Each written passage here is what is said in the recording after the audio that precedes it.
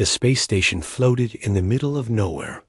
It was quiet, with only the soft hum of machines running through the metal walls. Jack lived alone in a small room next to his workshop. He fixed supply drones and old tech that no one else cared about. Life was simple, and he liked it that way. Every morning, he made coffee and checked the control panels. Every evening, he sat outside the workshop, looking at the stars. Nothing ever changed. That was until the night she arrived. It was late. Jack was working on a broken navigation ship when the door creaked open. He looked up and saw a figure standing. There, a woman wrapped in a dark cloak, shaking and breathing hard. Her clothes were dirty, and her hands were scraped. Jack stood up quickly. "Are you hurt?" he asked. The woman looked at him, her eyes full of fear. She pulled back her hood, revealing smooth silver-blue skin and long dark hair. Her eyes glowed. Faintly, Jack knew right away she wasn't human. "Please," she said softly. "I need shelter. They're coming for me." Jack looked around. There was no one behind her. He didn't hear alarms. He didn't know what she meant, but something in her voice made him nod. "Come inside," he said. She stepped in and closed the door behind her. Jack locked it and led her to a seat. She sat down slowly, holding her side. "What's your name?" he asked. "Lyra," she whispered. I was a royal. My family. They were betrayed." Jack didn't know what to say. He had never met a royal, human, or alien. He had heard stories about the Villari people, about their floating cities and ancient power. But this woman in front of him looked tired and scared, not powerful. "You can rest here," he said. "But if someone's looking for you, they'll scan the station. We have to be careful." Lyra nodded. She looked at him closely. "Why are you helping me?" she asked. Jack shrugged. "You looked like you needed it." He gave her a blanket and some food. She ate slowly, as if she hadn't eaten in days. He watched her, still unsure what to do. She looked up at him again. "Thank you," she said. "You don't know what this means." Jack nodded. "We'll figure something out. For now, just get some sleep." He set up a bed for her in the storage room. It wasn't much, just an old mattress and a pillow. But she smiled when she saw it. "It's more than I've had in a long time," she said. Jack went back to his room, but he couldn't sleep. He kept thinking about her.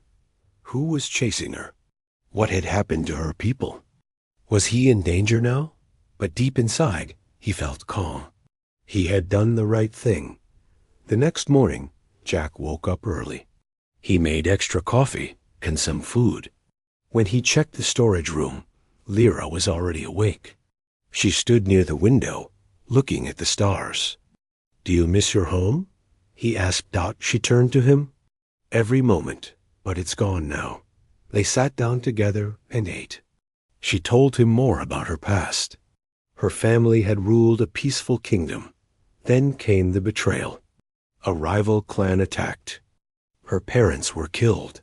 She escaped with the help of a loyal guard, but he was lost during the escape. Jack listened quietly. Her story felt like something out of an old book. But she was real. The pain in her eyes was real. "I don't know what to do next," she said. "I have nothing." Jack looked at her.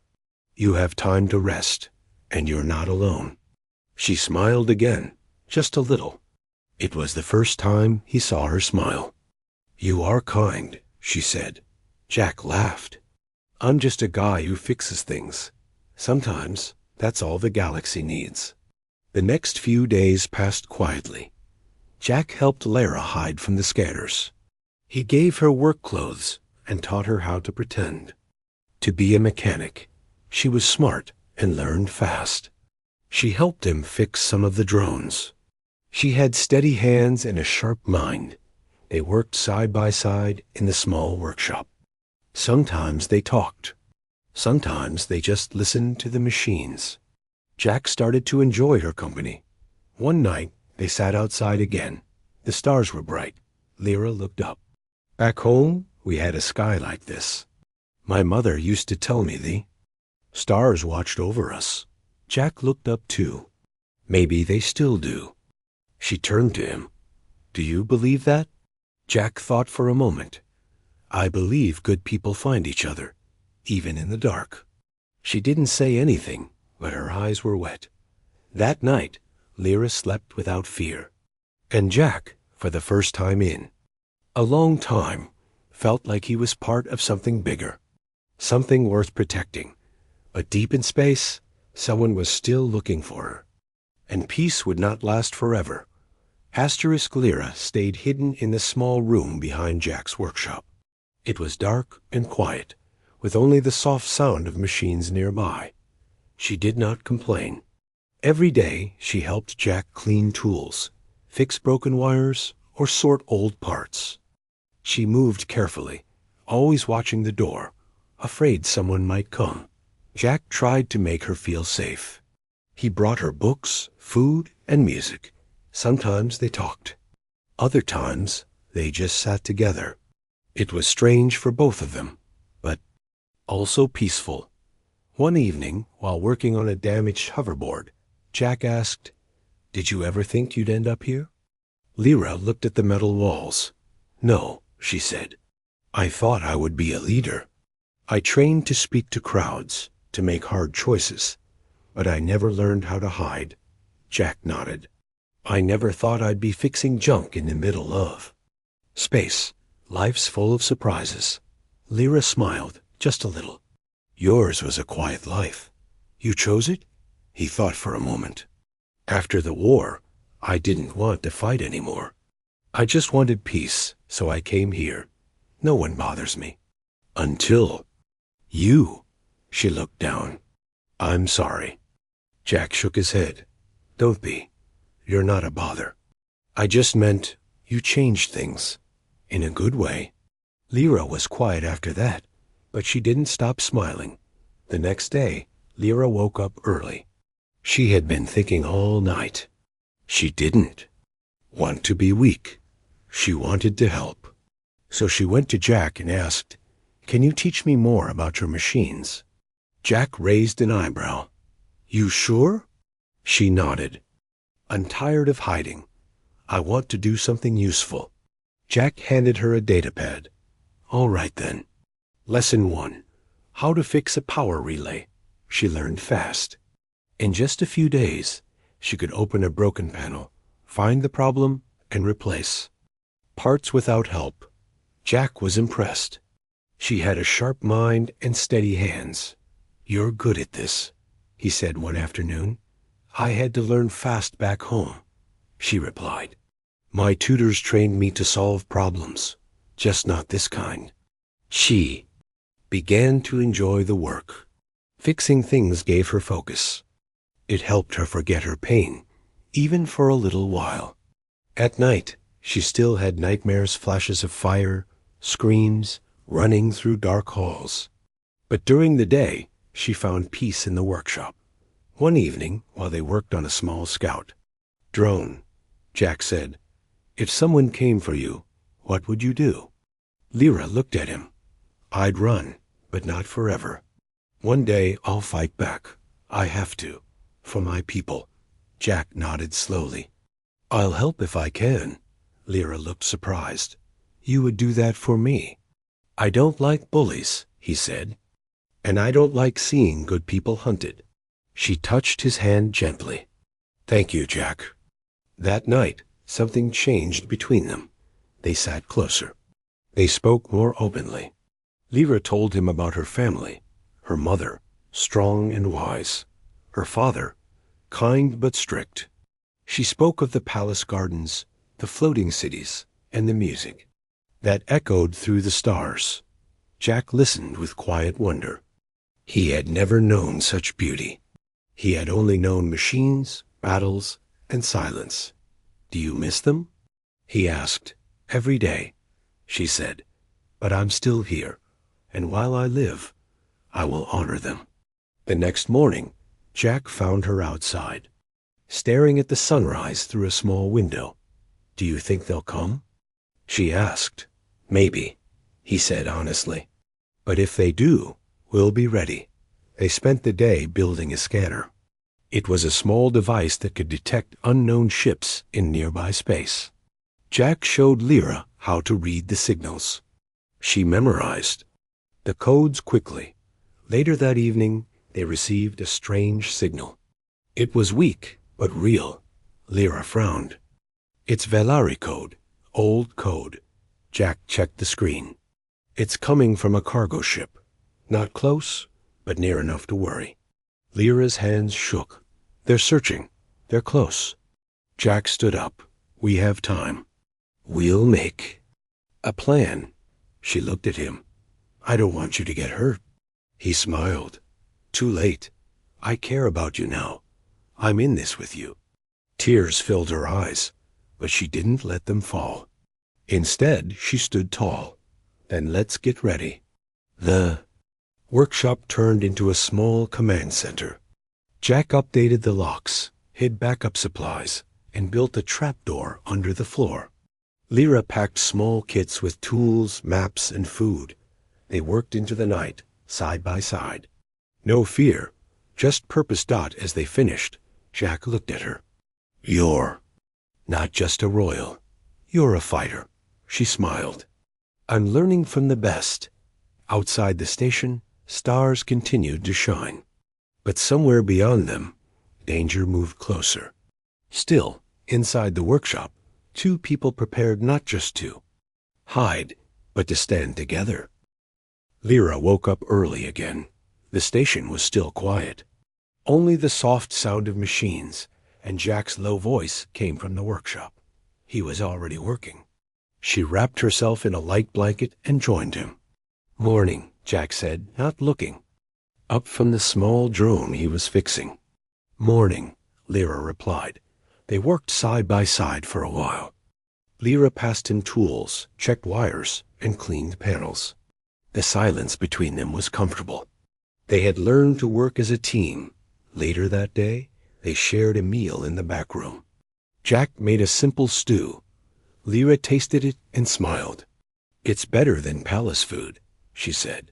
Jack laughed. "Now I know you're lying." "No," she said. "Palace food was perfect, but it was cold. Yours is warm." Jack didn't know what to say, so he just smiled. That evening, the station lights flickered. A solar flare was passing through the sector. Jack turned off non-essential systems and set up emergency power. He and Lyra sat near the dome window, watching the stars flicker through the storm. "We used to fly through solar flares," Lyra said. "Our ships were strong. My father used to say, a true pilot doesn't fear the storm. He rides it." "Your father sounds brave," Jack said. "He was," she said quietly. "He died protecting my escape." Jack looked down. "I'm sorry." "So am I," she said. "But I'll make his sacrifice worth it." One day, they sat quietly, watching the sky. The stars looked like they were dancing. Lyra leaned back against the wall and closed her eyes. "Do you ever feel alone, Jack?" she asked. "All the time," he said, "but not lately." She opened her eyes and looked at him. "Me neither." The lights came back on slowly as the flare passed. Jack stood up and checked the systems. Everything was stable again. Lyra helped him restart the drones. She worked fast, her fingers moving with skill. "You've really learned a lot," Jack said. "I had a good teacher," Lyra replied. They laughed together. It felt easy now, natural. The fear and tension from the first days had faded. They were no longer just a hiding alien and a lonely mechanic. They were friends. Maybe more. That night, Lyra had a dream. She was standing in the old throne room, her mother beside her. The doors burst open and flames rushed in. She reached for her father, but he was already gone.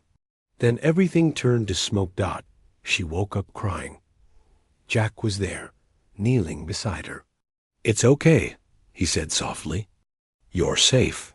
She held on to him, shaking. I miss them. I miss my home. I know, he said. But you have a place here too.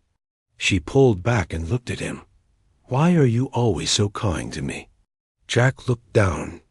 Because I see the pain in your eyes, and I want to help. Because I believe in second chances. Lyra nodded slowly. You're not like other humans I've met. I'll take that as a good thing, Jack said with a small smile. Over the next few days, they began to improve the station. They added better locks, new motion sensors, and stronger shields. Lyra suggested changes based on her old palace defenses. Jack listened and adapted. They also added hidden escape tunnels. One went through an old service shaft, the other through the trash vent. They made sure there was always a way out, just in case. One afternoon, they found an old music player in storage. Jack fixed it, and they listened to songs from Earth. Lyra liked the soft ones best, the ones with slow piano or gentle singing. Music is strange, she said. Even though I don't understand all the words, I feel the meaning. That's what makes it powerful, Jack said. It speaks without needing to explain. They shared more stories. Lyra talked about Villari art, about dancing in zero gravity, and about the way her people painted the stars on their ships. Jack shared stories about Earth, about growing up in a broken city, and how he had fixed his first machine when he was 8. You were always a fixer, Lyra said. I guess so, Jack said. Machines are easier than people. But you helped me, she said. I'm not a machine. Jack looked at her. No, you're much more important. That night, as they sat under the stars again, Lyra turned to Jack. I used to think I had to be strong by myself, that asking for help was weakness. But you've shown me that real strength is shared. Jack didn't answer right away. Then he said, You're stronger than you know, Lyra. You've survived, learned, and kept your heart open. That's rare. Lyra looked up at the stars. Do you think we'll always be safe here? Jack shook his head. No place is safe forever. But while we're together, we'll face what comes. She smiled. Then I'm not afraid. They sat quietly for a long time. The stars blinked above them. The machines hummed below. In the middle of it all, two souls, once alone, now found comfort in each other's presence. But far away, in the cold, black of space, the signal from the station continued to drift. And someone, somewhere, had just found it.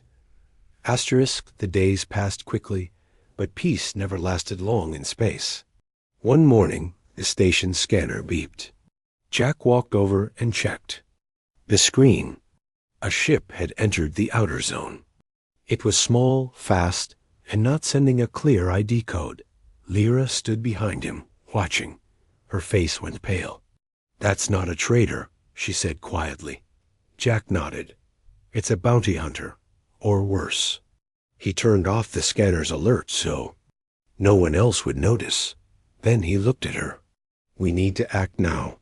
Lyra took a deep breath. I won't run again. Not this time. They had prepared for this moment. Jack led her to the hidden chamber under the floor. Inside were supplies, tools, and an escape route through the air vents. But they both knew hiding would only delay the problem. We need to do more, Lyra said. If they find us, we'll have no time to escape. Jack agreed. We can set a trap. They began working. Jack pulled out a damaged signal drone from the back room. Lyra helped him fix the body and reprogram its beacon. They made it send out fake location signal, something to confuse anyone scanning the area. We'll send it far from the station, Jack explained. They'll chase it and give us time. But they might come here first, Lyra said. Jack nodded. That's why we need to prepare the dock, too. They moved to the docking bay. Jack placed a small explosive near the main door's control panel. It wouldn't destroy the ship, but it would block the entrance. Lyra helped him set up sound traps and flash grenades. If they come through here, they'll be blind and deaf for a few seconds, Jack said. That's our chance. They finished just before the ship entered scanning range. Jack launched the fake drone and watched as the enemy ship changed direction. They're following it, Lyra whispered. Jack nodded. For now, we bought ourselves a little time. That night, Lyra couldn't sleep. She walked to the control room and found Jack staring at the stars. They'll come back, she said. I know, he replied. I'm scared, she admitted. Jack looked at her. Me too, but fear means we have something to protect. She sat beside him. If something happens to me, promise you'll get away. Jack turned to her. No, if we go down together. She reached for his hand and held it. Thank you. They sat in silence, hand in hand, listening to the quiet hum of the station. The next morning, the enemy ship returned. This time, it came straight toward them.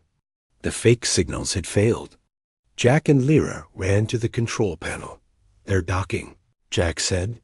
Lyra grabbed the ceremonial weapon she had hidden since her escape. It looked old, but it was sharp and strong. I'll stay near the entrance, she said. You watch the back. No, Jack said. We stay together. They moved to the docking bay and took cover. The door opened with a loud hiss. Smoke filled the room. Jack pressed the button, and the flash grenades exploded.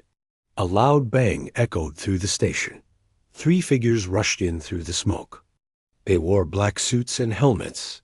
One of them shouted, "Find the girl." Jack fired a warning shot from his old blaster. The beam hit the wall near the intruders. Lyra jumped forward, swinging her blade. The first attacker blocked her strike, but she moved fast and cut his leg. He fell back. The second man rushed at Jack. They fought hand to hand. Jack blocked a punch and hit back hard. He wasn't a soldier anymore, but he remembered how to fight. The third enemy pointed a weapon at Lyra. She rolled to the side and threw a small tool from her belt. It hit the man's hand, and the weapon dropped. She moved in quickly and knocked him out. Jack finally pushed his attacker back and hit a control switch. A metal gate dropped, trapping the attackers inside the dock. They ran back to the control room, breathing hard. We need to send a signal, Lyra said. Someone loyal to my family might still be out there. Jack helped her access the old communication system. They sent a short message in the ancient Velari code. Then they waited. Hours passed. The attackers remained locked in the dock. Jack watched the screens. Lyra stayed close to him. Finally, a reply came. The message was short. Help is coming. Lyra smiled for the first time that day. They heard us. Jack nodded. Let's hold on until they get here. They spent the night guarding the station. They didn't sleep. They stayed ready. Jack kept his blaster close. Lyra kept her blade in hand. In the early morning, another ship appeared on the scanner. It sent a signal in the same old code. It's them, Lyra said. Jack opened the dock and let the ship land. 5 people came out, Velari warriors in royal armor. One of them stepped forward. Princess, he said, bowing. Lyra stood tall. You came. Thank you. The warriors arrested the attackers and took control of the station. Jack and Lyra stood side by side, watching. You saved me, Lyra said quietly to Jack. You risked everything. Jack shook his head. We saved each other. She looked at him with shining eyes. What you did for me, I'll never forget it. The station was quiet again. The attackers were gone, and the Velari warriors had left with them. But Jack still couldn't rest. He stood near the window, looking at the stars. Everything had changed so quickly. Lyra walked into the room. She looked tired but peaceful. Her silver-blue skin glowed softly in the dim light. You haven't slept, she said. Jack shook his head. Too much on my mind. She stood beside him. You should rest. You've done more for me than anyone else ever has. Jack looked at her. You saved me too. You fought back when I couldn't. She smiled. We saved each other. For a few days, things returned to normal. Jack fixed drones. Lyra helped him. They cleaned the workshop and reset the security systems. But something felt different. A question was hanging in the air, and neither of them had asked it yet. One evening, as they finished work, Jack turned to Lyra. Will you stay here, or go back to your people? She looked down. I don't know. They want me to return, to lead again. But I'm not sure I can. Why not? Jack asked. Because I've changed, she said. I'm not the same girl who wore royal robes and spoke to crowds. I've seen fear. I've felt loss. But I've also learned something important. What's that? Jack asked. That true strength doesn't come from a crown. It comes from kindness, from standing by someone even when it's hard. You taught me that. Jack was quiet. He didn't know what to say. He had never thought of himself as a teacher. Lyra continued. They will expect me to rule the old way. But maybe I can build something new, a better way, with people who care. If anyone can do it, you can, Jack said. Lyra smiled. But I don't want to leave you. Jack looked into her eyes. Then don't, or let me come with you. Her eyes widened. Would you really do that? Leave your life here? Jack laughed softly. This station kept me safe. But it's not my life anymore. You are. Lyra reached out and took his hand. Then let's leave together. The next morning, they prepared the station one last time. Jack left notes for the next mechanic. He packed only a small bag. Lyra wore simple clothes, not royal robes. A ship arrived. It was small and fast, piloted by one of Lyra's loyal friends. The ship's name was Whisper Wind. It had once been a royal messenger ship, now repurposed for Freedom Knot as they flew away from the station. Jack looked back one last time. I'll miss it. It kept us alive, Lyra said. But now it's time for something new. They traveled through deep space. Jack learned about Velari culture. Lyra taught him the old language. He taught her how to fix things on the ship. They laughed. Often soon, they reached a hidden Velari outpost. It was a small planet with green hills and blue lakes. There, a group of survivors waited. Some were old nobles. Others were former guards, scientists, or farmers. When Lyra stepped out of the ship, they bowed. But she stopped them. No more bowing, she said. We are equals now. We will rebuild together. There was silence. Then someone clapped. Others joined. The crowd smiled. For the first time in years, they had hoped Jack worked with the engineers. He helped fix their power grid and build clean water systems. Lyra met with leaders and planned for a new council. She refused the title of queen. Instead, she became a voice among others. One evening, after a long day, Jack and Lyra sat by the lake. Do you ever wonder what would have happened if I hadn't opened the door that day? Jack asked. I think about it often, Lyra said. And every time I'm thankful you did. I didn't know who you were, Jack said.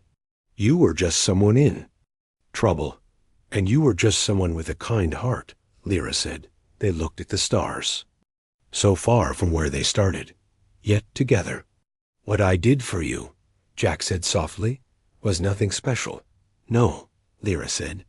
It was everything. She leaned her head on his shoulder. He smiled. They didn't need a palace. They didn't need titles. They had each other. The wind blew gently. The stars shone above. And somewhere deep inside, Lyra knew she had found not only shelter but home. Jack woke up early on the Velari outpost. The sun was rising slowly over the green hills. Birds flew in the sky, and a soft wind moved through the trees. It was peaceful.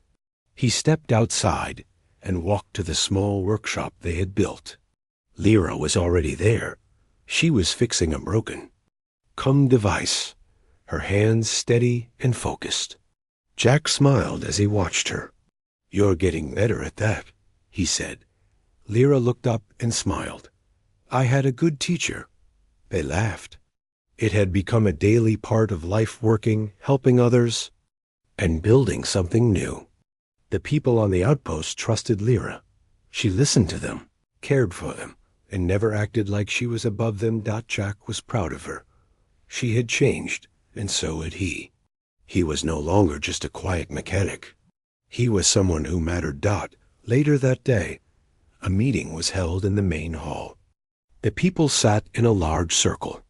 There were no thrones, no guards, only voices. Lyra stood and spoke. "We need to choose a council," she said. "Not just leaders, but caretakers. People who will serve, not rule." The crowd nodded. Many of them had lived under royal command before. This new way felt right. Jack was chosen to help build a new power station. He worked with others, teaching them how to use tools and machines. He showed them how to fix things with care. Children watched him work. Some followed him around, asking questions. One boy named Eli said, "I want to fix things like you someday." Jack smiled and handed him a small tool. "Start by learning to listen. Machines talk. You just have to hear them." At night, Jack and Lyra would walk near the lake. They talked about their past and their dreams. "Do you miss Earth?" Lyra asked one evening. "Sometimes," Jack said, "but I've never felt more at home than I do here." She looked at him. "I feel the same." One morning, a scout ship arrived. It brought news from another Velari group, living far away. They wanted to join with Lyra's people. They had food, tech, and medicine to share. Lyra was happy. "This is how it begins," she said. "Not with war, but with trust." They sent a message back, welcoming them. Plans were made to meet on neutral ground and build a shared future, but not everyone was ready to trust again. Some older nobles still believed in the old ways. They whispered doubts about Jack. He was human, not one of them. Lyra heard the whispers. One evening, she stood before the crowd and said, "Jack gave me shelter when I had nothing. He fought for me. He protected me. If anyone questions his place here, they question mine too." The crowd was silent. Then someone clapped. Others joined. The doubts faded. Jack stood at the back, surprised. Lyra walked to him and said, "I won't let anyone push you aside. You're part of this, just as much as I am." Jack smiled. "I didn't ask for any of this." "No," she said. "That's what makes you worthy." More people arrived over the next few weeks. The outpost grew. New homes were built. Gardens were planted. Jack helped design water systems and solar panels. Lyra helped settle arguments and guide decisions. One night, they sat by the fire with a group of children. Lyra told a story from her childhood about star dragons and sky islands. The children listened with wide eyes. Jack added a part about space, storms, and brave pilots. Everyone laughed. After the children left, Lyra looked at Jack. "You belong here," she said. Jack nodded. "With you, I always will." Then one evening, Lyra received a message from the Velari High Council. They had survived the fall of the Old Kingdom and now asked her to return and take her place as ruler. She read the message in silence. Then she looked at Jack. "They want me back. They say I'm the last hope of the royal line." Jack said nothing at first. Then he asked, "What will you do?" Lyra held the message tightly. "I need time to think." That night, she sat alone by the lake. She thought of her parents, her people, and her past. She thought of the new life she had built. Jack joined her. "Whatever you choose, I'll support." "You?" Lyra looked at him. "I don't want a crown. I want peace." I want truth. But maybe I can go back and change things, not just continue them. Jack smiled. Then maybe it's time for a new kind of queen. She looked into his eyes. Only if you're with me. Always, he said. The next day, Lyra sent her answer to the council. She would return, but only to form a new government with shared power. Jack would come with her as her advisor and companion. The people of the outpost supported her. They trusted her. They trusted Jack. The journey ahead would not be easy. The old ways would fight back. But Lyra and Jack were ready. They had each other. They had hope. And they had a new future to build together.